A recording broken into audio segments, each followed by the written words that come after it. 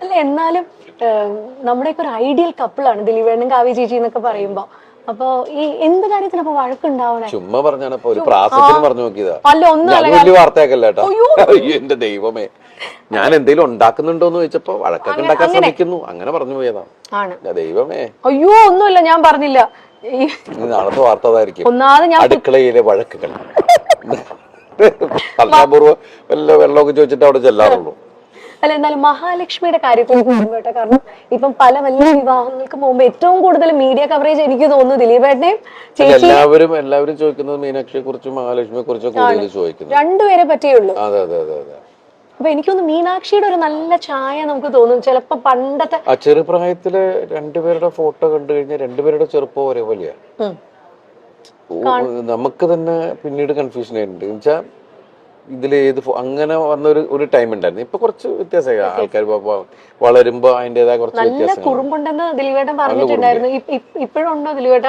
നല്ല കുറുമ്പാണ്, നല്ല കുറുമ്പ്. ഇപ്പൊ കറക്ഷനൊക്കെ ഉണ്ട്, സ്കൂളിൽ പോയിട്ട് വരുന്ന സമയത്തുള്ള കറക്ഷനൊക്കെ ഉണ്ട്.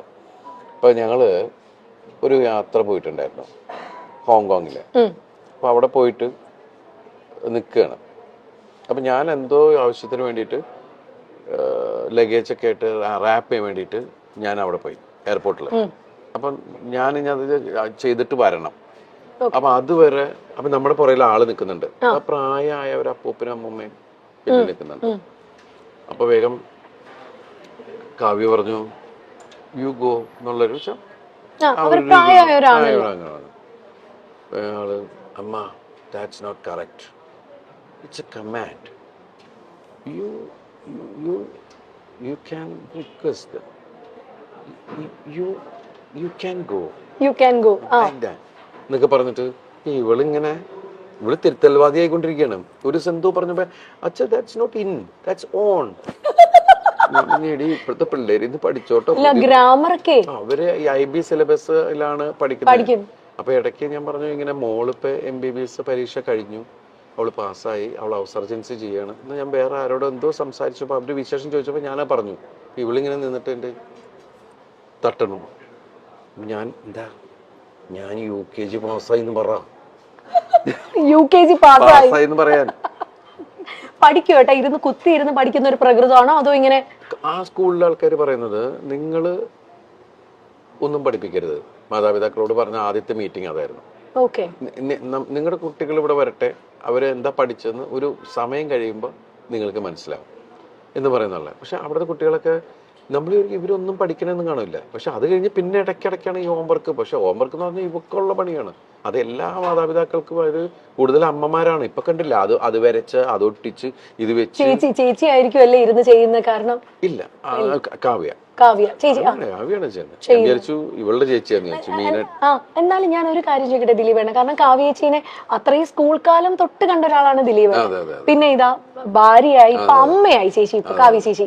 അപ്പൊ ഈ ഒരു ട്രാൻസിഷൻ എങ്ങനെ നോക്കി കാണുന്നു ദിലീപേണ്ണ? വളർന്നുകൊണ്ടിരിക്കൂല, അപ്പൊ നമുക്കൊന്നും ചെയ്യാൻ പറ്റില്ല. എന്നാൽ ഈ അമ്മയായപ്പോ ഭയങ്കര റെസ്പോൺസിബിൾ, ഒരല്പം വഴക്കൊക്കെ പറയുന്ന ഒരു അമ്മയായോ ചേച്ചി, അതോ സോഫ്റ്റ് ആയിട്ടുള്ള അമ്മയാണോ? സോഫ്റ്റ് ഒന്നുമല്ല, പെട്ടെന്ന് അത് പണ്ട് തുടങ്ങി നമുക്ക് പെട്ടെന്ന് ദേഷ്യം വരുന്ന ഒരാളാണ്, ഷോർട്ട് ടെമ്പേർഡാണ്. അപ്പൊ അത് ഞാൻ പറയാം, കൊച്ചുങ്ങളെ തല്ല, അങ്ങനെ വഴക്ക് പറ, അങ്ങനെയും ചെയ്യരുത്. അതിനെ പറഞ്ഞ് മനസ്സിലാക്കിയാൽ മതി. പിള്ളേർക്കൊക്കെ നമ്മൾ ഏത് കുട്ടികളാണെങ്കിൽ പറഞ്ഞ് മനസ്സിലാക്കി കഴിഞ്ഞാൽ അതിന്റെ ഒരു രീതിയിൽ അവർക്ക് മനസ്സിലാവും. അല്ല തല്ലപ്പെടുത്ത അങ്ങനത്തെ പരിപാടി മീനുട്ടിന് ഇന്നവരെ തല്ലിയിട്ടില്ല. ഇപ്പൊ മീനുട്ടി പഠിച്ച് ഡോക്ടർ എന്ന് പറയുന്ന സ്ഥലത്ത് വരെ എത്തി. പക്ഷെ നമുക്ക് ദൈവം അനുഗ്രഹിച്ച് ഇന്നവരെ തല്ലി വന്നിട്ടില്ല. അവളെ വളരെ ഇതായിട്ട് വിളിച്ചു കഴിഞ്ഞാൽ അപ്പൊ തന്നെ അവൾക്ക് മനസ്സിലാവും, ടോൺ മാറിയാൽ മനസ്സിലാവും. അപ്പൊ അതുമല്ല, നമ്മള് പല കുട്ടികൾ കുസൃതികൾ തന്നെയാണ്. ഇവക്കൊരടി കൊടുത്തിട്ടുണ്ട് ഞാൻ. കാരണം വെച്ചിട്ട് എന്തോ എടുത്തു വായിരുന്നു, പക്ഷെ പിന്നീട് എടുത്തിട്ടില്ല. ആരെ പോയിട്ട് പുറകെ പോയിട്ട് പിടിക്കുക. അപ്പൊ ആദ്യം തുടരുന്ന് പറഞ്ഞു, പക്ഷെ നോക്കിയിട്ട് പിന്നെ പോവുക. അപ്പൊ അതോടുകൂടി അപ്പം എനിക്ക് തോന്നുന്നു ദിലീപേട്ട ഭയങ്കര നേരം പോക്കായിരിക്കും ആളും കൂടെ ഉള്ള സമയത്തൊക്കെ. ഞാന് ശരിക്കും മീനാക്ഷി ഉള്ള സമയത്ത് ശരിക്കും പറഞ്ഞാല് എനിക്കത് മിസ് ചെയ്തിരുന്നു. ഞാൻ ആ സമയത്ത് എന്റെ സിനിമകൾക്ക് ഭയങ്കര ഹിറ്റുകളും, ഞാൻ ഓരോ സിനിമയുടെ പുറകെ ഇങ്ങനെ കണ്ടിന്യൂസ് സിനിമയുടെ പുറകെ പോകല. അപ്പൊ ആ സമയത്ത് ശരിക്കും പറഞ്ഞാൽ ആ പ്രായം എനിക്ക് ആസ്വദിക്കാൻ പറ്റിയിട്ടില്ല. ആ 2-3 വയസ്സ് എന്ന് പറയുന്നത് ശരിക്കും മിസ്സിങ് തന്നെയാണ്. അതെനിക്ക് ഇവിടെ കിട്ടി. കാരണം ആ സമയത്ത് ശരിക്കും കോവിഡ് കോവിഡായി വീട്ടിലായി എല്ലാം ആയിരുന്നപ്പോ എനിക്ക് അതില് വേറൊരു സങ്കടം എന്ന് വെച്ചിട്ടുണ്ടെങ്കിൽ ഞാൻ 1.5 വർഷം പുറത്തേക്ക് പോകുന്നില്ല നമ്മളാരും. പിന്നെ ഞാൻ പോയത് നാദൃശ്വരം മോളുടെ ഐഷുന്റെ കല്യാണത്തിനാണ് പോയത്. പക്ഷെ ദൈവം അനുകരിച്ച് അപ്പൊന്നും എനിക്ക് വീട്ടിൽ ആർക്കും കോവിഡ് കിട്ടിയില്ല. അത്രയും ക്രൗഡിന്റെ ഇടയിലാണ് നമ്മൾ പോയിരുന്നത്. എത്ര ദിവസം ഉണ്ടായിരുന്നു ആ കല്യാണം. അപ്പൊ എല്ലാവരും ഭയങ്കര ആവേശത്തിൽ അതിന്റെ ഇതിൽ നിൽക്കണം. നമ്മുടെ വീട്ടിലൊരു കല്യാണം നടക്കുന്ന പോലെയാണല്ല. അത് കഴിഞ്ഞ് പിന്നെ വേറൊരു സ്ഥലത്ത് പോയപ്പോ എവിടെയോ ഒരു എന്തിനോ ഫംഗ്ഷന് പോയപ്പോഴാണ് എനിക്ക് കിട്ടിയോ എന്നൊരു സംശയം. ഞാനാണെങ്കിൽ അങ്ങനെ എല്ലാവരെ കുറിച്ച്, കാരണം ഞങ്ങൾ 10-13 പേര് ഒരു വീട്ടിലാ. അപ്പൊ ഒരു സാധനം വന്നു കഴിഞ്ഞാൽ അതിനെ പിടിച്ച് മഞ്ഞളൊക്കെ മുക്കി മറ്റു എന്നൊക്കെ പറഞ്ഞ് ഒരുപാട് കാര്യങ്ങളൊക്കെ ചെയ്തിട്ടാണ് അടുക്കളയിലേക്കൊക്കെ പോണത്. അത് അങ്ങനെ ഒരാളെ തൊട്ടപ്പം തന്നെ ഇത് അടിക്കുക, കൊച്ചൊക്കെ ശീലമായി. ജനിച്ചപ്പം തുടങ്ങി ഈ സാധനമൊക്കെ കിട്ടിയിട്ട് അതൊക്കെ ഇങ്ങനെയൊക്കെ ഇത് കാണിക്കുന്നതാണ്. ഇങ്ങനെയായി. അതിനിടയ്ക്ക് ഞാൻ കൊണ്ടുവന്നു ഇത് വീട്ടിൽ കോവിഡ് ഞാൻ കൊണ്ടുവന്നു. അത് ഞാനാണ്. എന്നിട്ട് എല്ലാവരും ചിരി തുടങ്ങി. ഭയങ്കര സൂക്ഷ്മമായിട്ട് നോക്കിയിട്ട് ഞാൻ കൊണ്ടുവന്നു എന്ന് പറയും. എനിക്കാണെങ്കിൽ മറ്റത് പറഞ്ഞ കാര്യം ഐഡിയ എന്റെ പോയി എന്ന് പറഞ്ഞുകൊണ്ട് നമ്മള് അലൻസിയറായിട്ടല്ലേ പറഞ്ഞു എന്ന് പറഞ്ഞ പോലെ നമ്മളിങ്ങനെ ഒന്നും മിണ്ടാൻ പറ്റാണ്ട് എല്ലാവരും ചിരിക്കുമ്പോ എന്താടാ ഉള്ള സംഭവം. അങ്ങനെ ഞങ്ങൾ 3 പേര് മാത്രമേ. അപ്പൊ ഈ ചെറുതും പെട്ടു, ചെറുതിനും പിടിച്ചു. അപ്പൊ പാവം 21 ദിവസം ഞങ്ങളുടെ മുറിക്കകത്താ, ഒരു മുറിക്കകത്ത്. അപ്പൊ 21 ദിവസം ഇരുന്നിട്ടാണ് പോയത്. അന്നൊക്കെ 21 ദിവസം ക്വാറന്റൈൻ ആയിരുന്നല്ലോ ഏട്ടാ. ശരിക്കും നമ്മളെന്താ വെച്ചാൽ അമ്മയുണ്ട്, താഴെ അമ്മയുണ്ട്.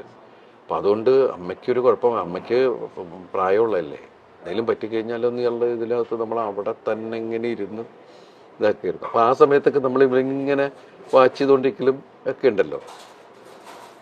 രണ്ട് ആ സമയത്താണ്. അതുകൊണ്ട് വെച്ചാൽ എല്ലാവരും വീട്ടിലുള്ളതുകൊണ്ട് പെട്ടെന്ന് മലയാളം സംസാരിക്കാൻ.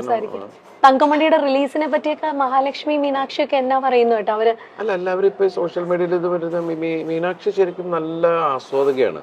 ഇപ്പൊ എല്ലാ സിനിമകൾ കാണും. എനിക്കൊണ്ട് ലിമിറ്റഡ് ആയിട്ട് മീനാക്ഷി സംസാരിക്കാറുള്ളൂ. അധികം സോഷ്യൽ മീഡിയയിൽ അങ്ങനെ വളരെ സൈലന്റാണ്. എല്ലാ സ്ഥലത്തും കൂടുതൽ ലിസണറാണ്. എന്റെ പോലെയുള്ള ആള് തന്നെയാണ്.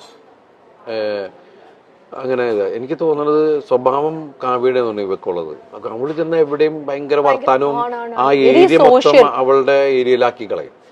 എല്ലാ തമാശയൊക്കെ പറഞ്ഞ എല്ലാവരും അവളായിട്ട് ഒരു കംഫർട്ട് സോൺ ഉണ്ടാക്കി കളയും.